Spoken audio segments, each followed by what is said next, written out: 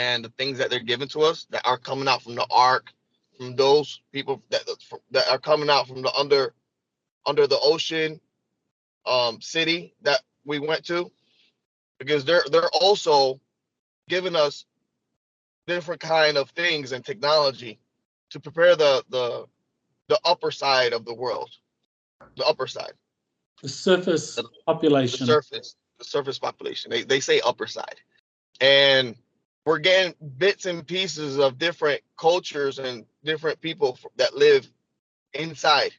Like they're all connected to each other, and they're knowing that they're getting us ready for something that's gonna happen. You are listening to Exopolitics Today with Dr. Michael Salla, your source for the uncensored truth regarding the human, extraterrestrial, global, and political agenda. Click the like button and subscribe to this channel. And now, here's Dr. Michael Salla. Okay, well, I'm very happy to have JP back on Exopolitics Today. He had a mission recently, and so welcome back, JP. Tell us about your mission. Hey, how you doing, Doc? We had something going on yesterday. We were out for a couple hours. We went back to that cave system, and we went down.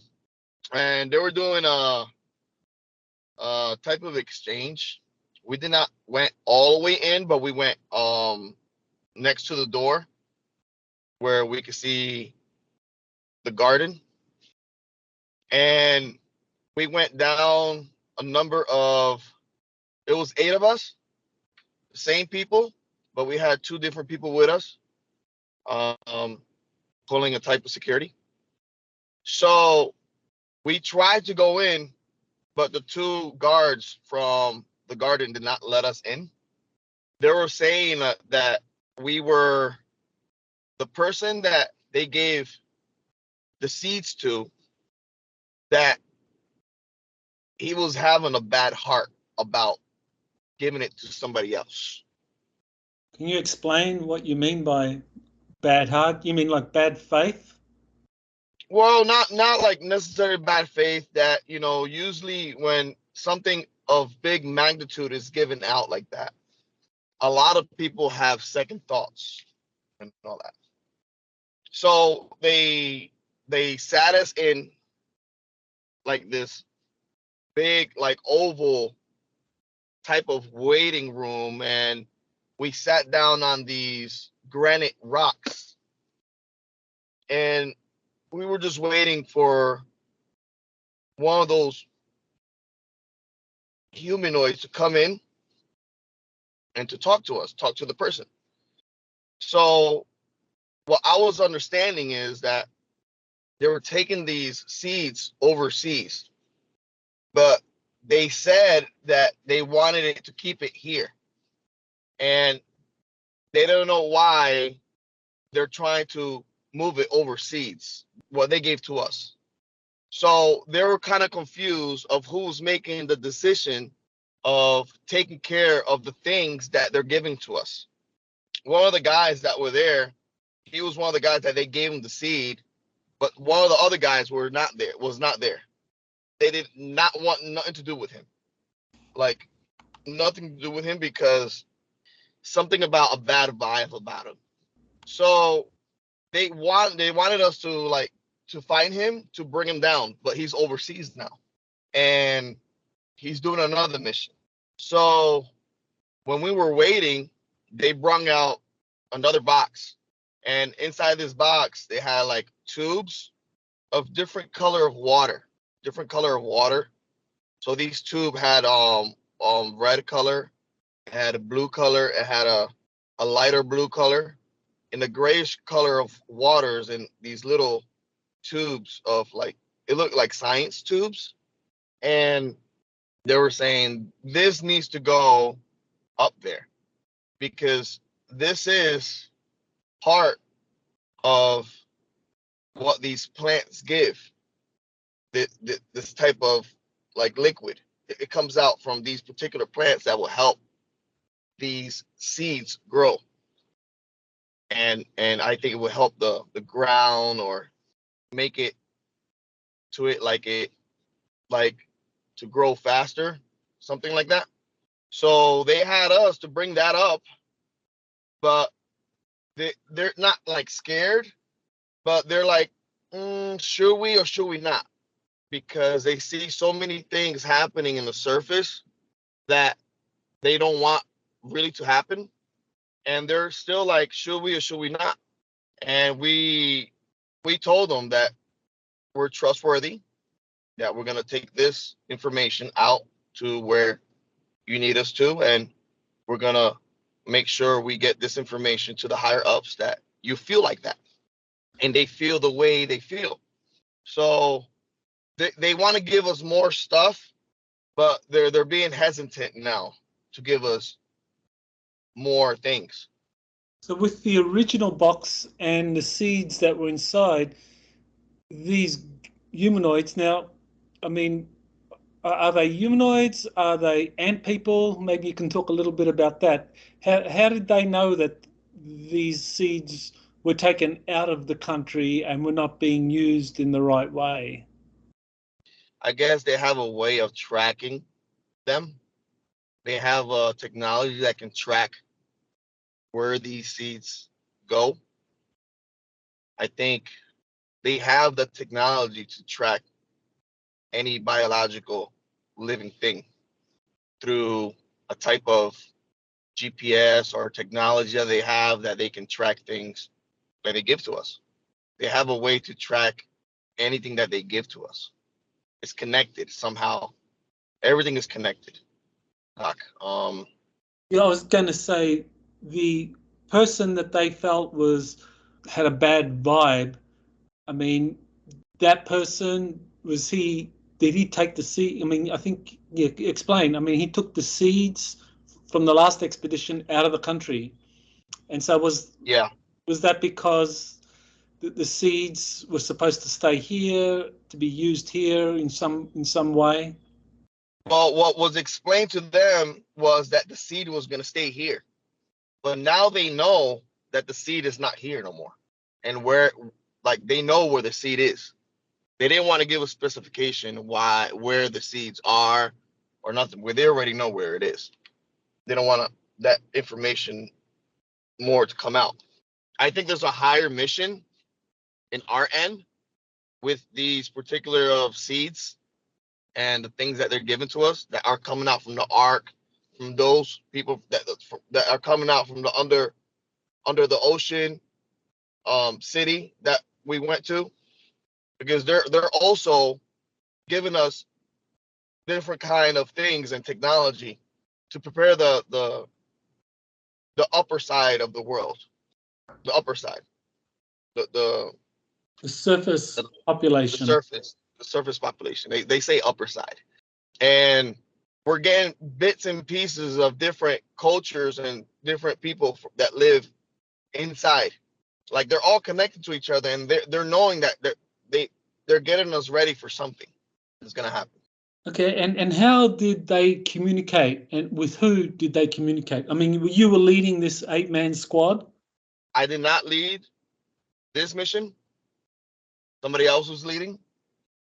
But the last mission I was, leading in a way as the security portion, Doc. Not the negotiation or not the giving the different things that they're giving to us, but just the security portion.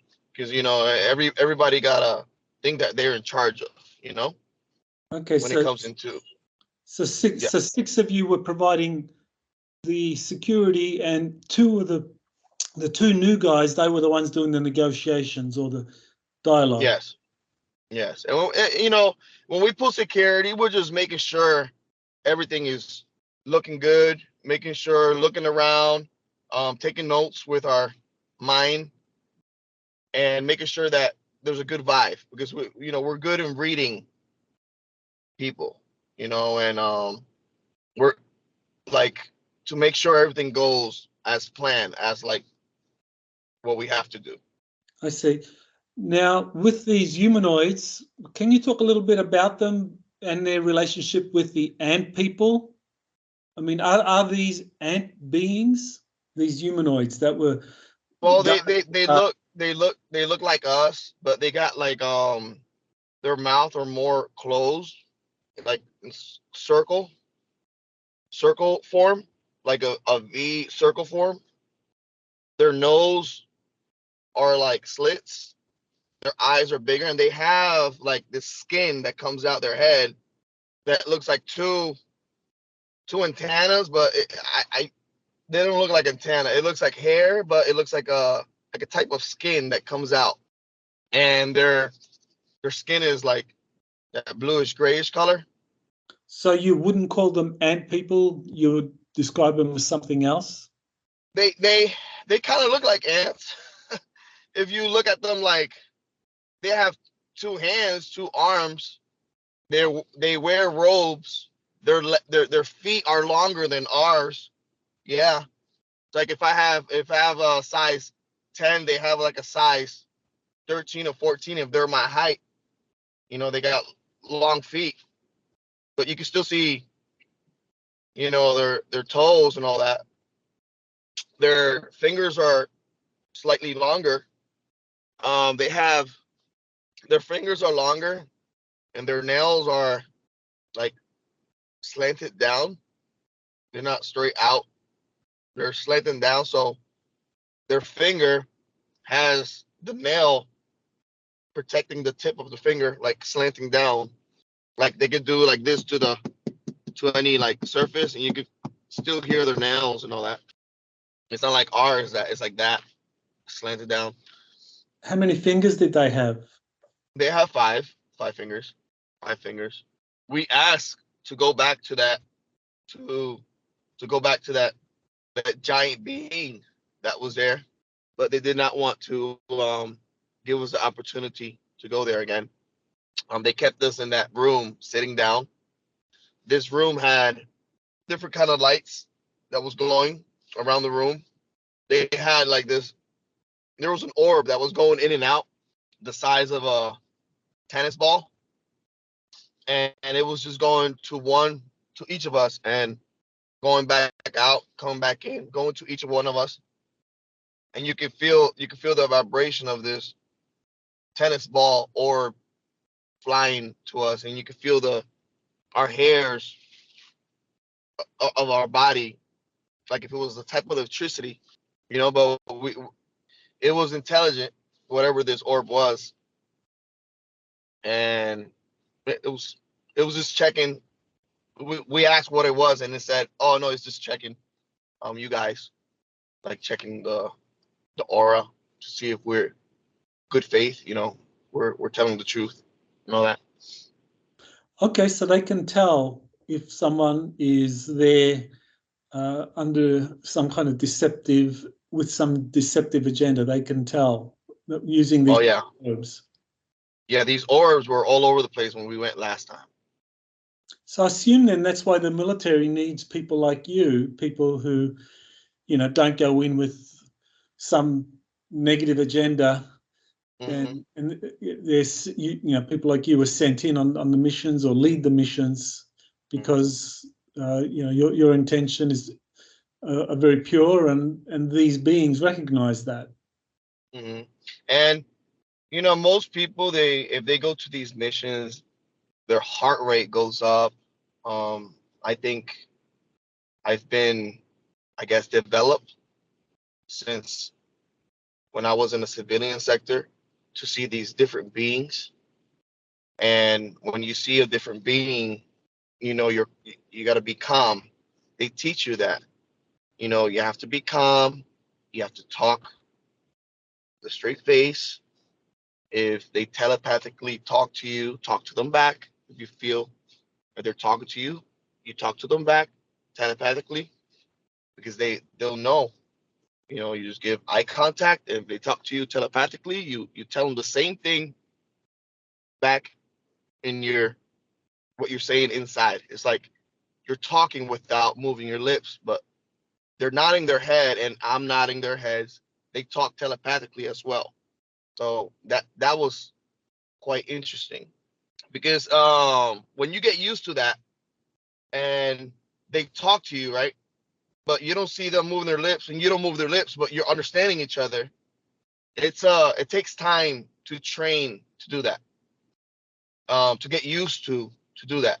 Maybe in the next 2 to 3 years, us humans, we're gonna have the capability to talk to each other without using vocalization. We're gonna talk to each other without using, just nodding our heads and understanding each other. And I'm sure it's a type of technology that they have, or is a type of consciousness that we haven't developed, but we do have. I'm sure that we do have that, but we haven't developed it yet. And that was quite interesting, Doc. I wish people, I wish there would be like I know there's a lost history of a lot of things that we used to do that we don't do no more, and that's one of them, to communicate telepathically with each other. Well, when we're on the subject of history, I know that there are legends, Native American legends, about the ant people protecting the Native Americans during cataclysms, periods of cataclysms. So from what you saw in that underground cavern and the passageway and in their kind of main garden area and the ships that were flying around, do you think that was kind of a place where you could actually have like lots of people finding refuge during surface catastrophes? Yes, it could totally be a place of refuge. Yes, but it's protected because they have so many varieties of different things there. So I found something interesting. The place that we went, I'm thinking, is right in the springs in Yeah. Florida. So that it's quite interesting. It's in that area. The guy that found the magical tree of life.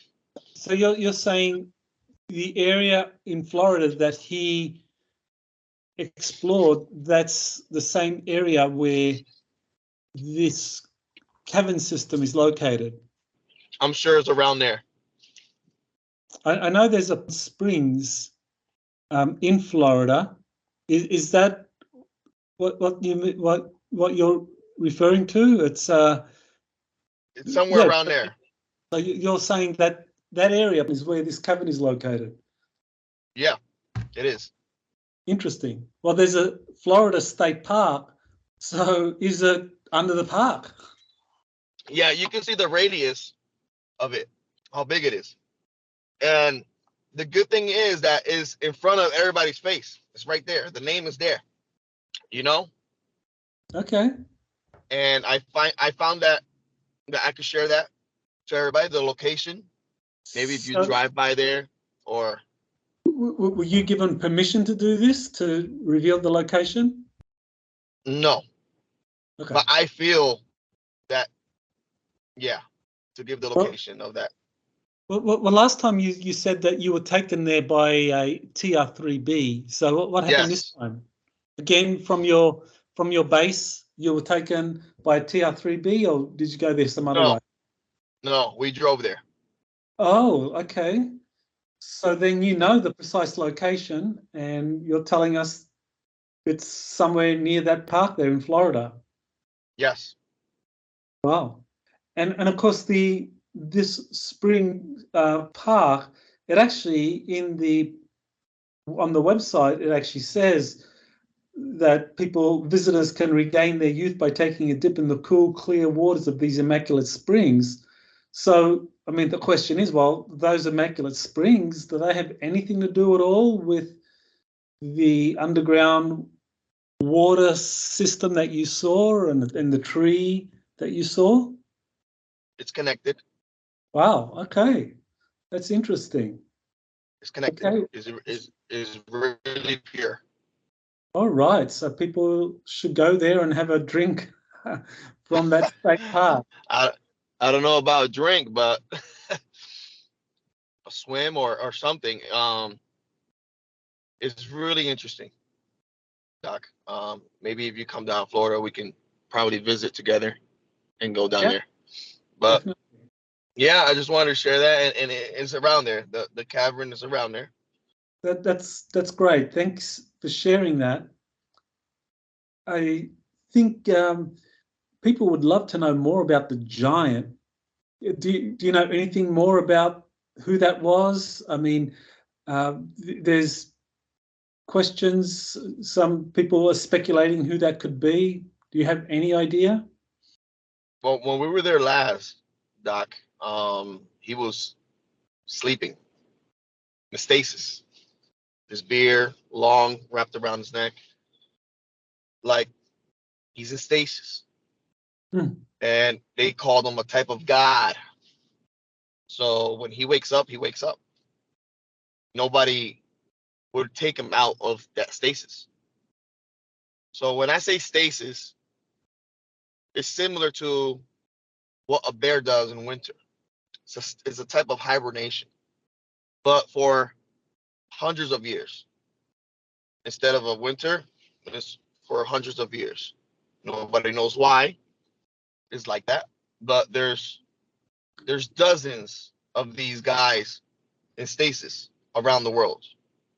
Well, I guess the question is, though, are they actually sleeping or hibernating for long periods of time, or are they just lying down, having a nap, a short nap, in some kind of space-time capsule that for them maybe only a few days pass or a few hours pass, whereas hundreds of years or even thousands of years pass on the surface, because the sarcophagus that they're in actually is a kind of technology where time is dilated in some way.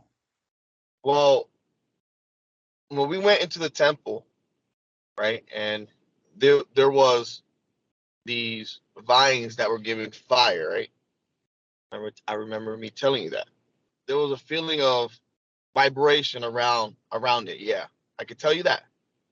But I'm not sure if it's a time. We didn't get as close enough to feel that, but I'm sure it could be that type of technology with the way that they were protecting it and the way that the symbols were on that type of temple. It was similar to the ones we saw in the Ark, where we left the Mexicans, the Indians, and the time slowed down, where we saw these symbols and they kept walking, and the Chinese, they tried to go behind them, but time was really slow. So I'm sure it could be that same type of technology. When the Mexicans came back, we don't know how time was changed when they went in through the ark, because you could see them different, like more alert. But I'm sure it's a type of technology that keeps them in stasis, in condition. I believe it could be one of the gods that comes down to teach and to know when something is wrong to wake up. I think one of the Egyptian gods, Thoth, who is known for having prolonged life and having taught the secrets of human longevity, I recall that he traveled to Florida, or there are stories or rumors, I think it might come from the Emerald Tablets, or some sources say that he traveled to the Americas. So I'm wondering if that could be Thoth. He did have, like, he was huge, Michael, Doc. His hand is like probably like 6 times bigger than my hands. Big guy. His skull is probably like also 6 times bigger than my skull. You can see his jaw, his beard. Like, if he was alive, he would be really intimidating looking, and he's there with inside the box there's like a staff there. There's a staff, a golden staff that he has there. But other than that, I couldn't tell you more. But that, I know these beings are protecting it, and they're just waiting for the moment for him to wake up, and I guess to all the other ones to wake up at the same time. And I think it's gonna happen during the same time the arcs probably will come out, and everybody will see. So everything is gonna happen in unison. Well, thanks for keeping us up to date with what's going on and these missions that you're doing, and I'm very much looking forward to these beings waking up and the arcs becoming active and being seen, and you're going to be able to give us the information we need to kind of understand it all. Roger that. Thank you for having me. Well, awesome. Thank you, JP. You have been listening to Exopolitics Today with Dr. Michael Salla. Please remember to like, share, and subscribe to this channel. Join or start a conversation in the comments. Take the time to explore the vast library of best-selling books, webinars, and podcasts by Dr. Salla. Visit exopoliticstoday.com.